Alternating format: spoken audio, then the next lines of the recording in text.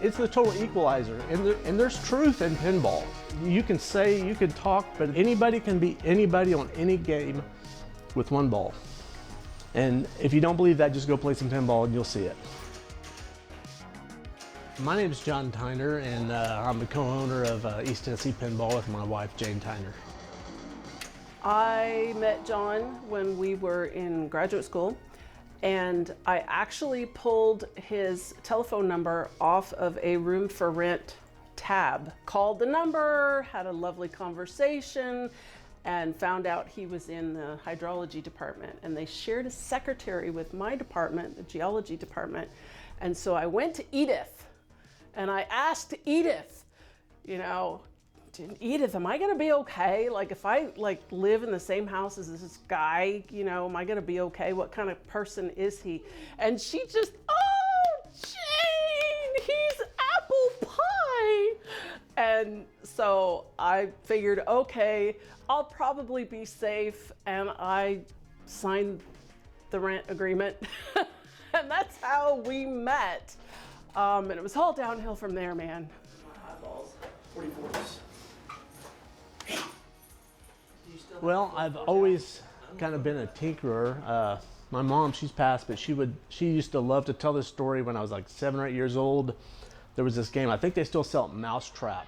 It's a real Rube Goldberg kind of a deal. When I was down at my grandparents, and my grandma had this old station wagon, and this was in Caddo, Oklahoma. This southeast Oklahoma is a super hot day, and I was dying to play this game. So she rolled down the back window of the station wagon while the rest of the family was in the store shopping. I was sitting out there by myself, putting together this Mousetrap game, because I had to do this right then. I was dying to do it. And I just always liked building things and monkeying things. And to me, the pinball machine is the ultimate mousetrap. I mean, you've got everything mechanical, everything electrical, and they're just totally cool. I can't say that I've always played with pinballs. Actually, as a kid, I mostly played arcade games because that was the really cool thing when I was a kid. The pinballs were starting to kind of slide down, but you know, I've gotten into it as an adult. I bought a kind of a fixer-upper game, and I realized I like working on them about as much as I like playing them, probably more. And I started buying more, and I'd buy junkers so and fix them up, and it just grew from there.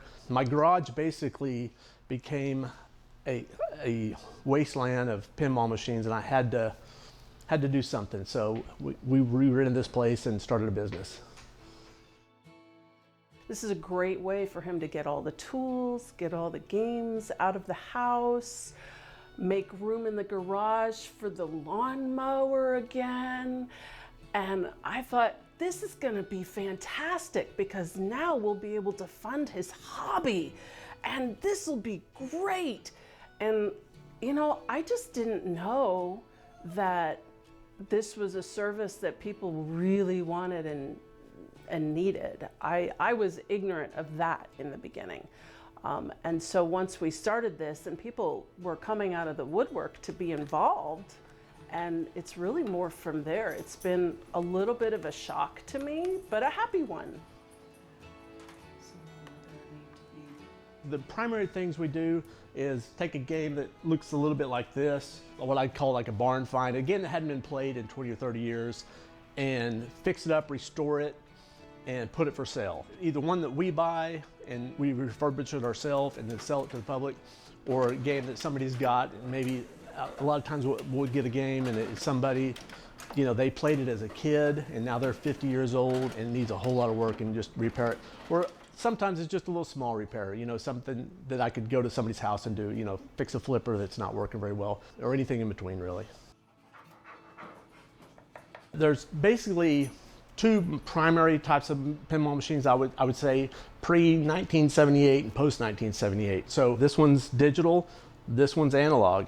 So this one would be called electromechanical. So inside of this is a whole bunch of relays and switches, and when you turn it on and run it, you hear tick, tick, tick, tick, tick. It's like an old adding machine that IBM would have had in the 40s, 50s to do math. And it's, at this point, it's ancient technology, but there's still a lot of pinball machines that are still running and using this technology. So then, you know, this is a 1979 game. This is one of the earliest, the digital ones, basically computers. So everything is mounted on boards with transistors instead of relays and switches. So it just changed pinball. It changed the world. It changed. Everybody's got computers now. Everybody's got cell phones, but it changed pinball too. Game. And first screen I do is I grab one of these and hold it up against one of these little plasma balls. You've probably seen some of these before. And if it glows, like this one is glowing, that means there is gas inside of this thing, and means it could work. This one doesn't have any components on it, so there's not really much to fix. Like these classic Bally ones, same thing. If it glows, you can see it's glowing back in there behind it. Even if it just glows a little bit, the gas is in here. Even if this thing doesn't work, swap out a few components on there, and you can make this one work again. So that's just the first screen. You don't want to waste your time trying to resolder a bunch of components on there if there's no gas in the display.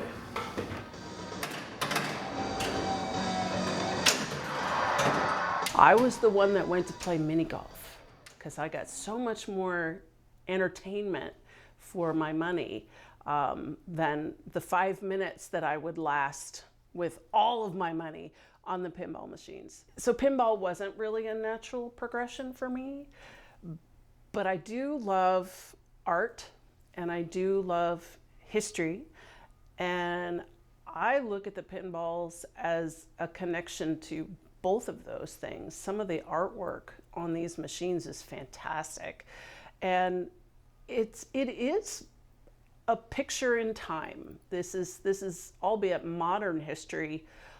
It's a cultural history. It's a history of entertainment, and you really see a timeline go through. So I kind of get into it from that standpoint. And when I'm painting the artwork, some people want the artwork restored. Some people don't. They want a more worn look on the playfield. But when they want it restored, it is a wonderful challenge for me to get out the paints and not only match the original artwork, but match the wear and tear that the machine has undergone. I mean, I just painted a cave woman's butt. So, and that wasn't something I ever aspired to do. However, it was artistically challenging because she was wearing a fur skin bikini and she needed to have a certain look, and that just wasn't in my repertoire, but it is now.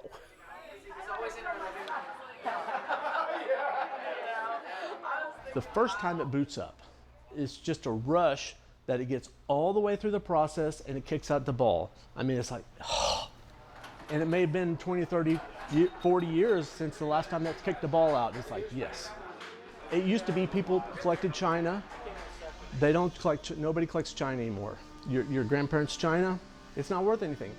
Pinballs, the pinballs are very collectible and people want them nowadays. So it's generational. When I was a kid, these things were really cool, and now I'm in a position where I can own my own, and I'm gonna have a couple, yeah.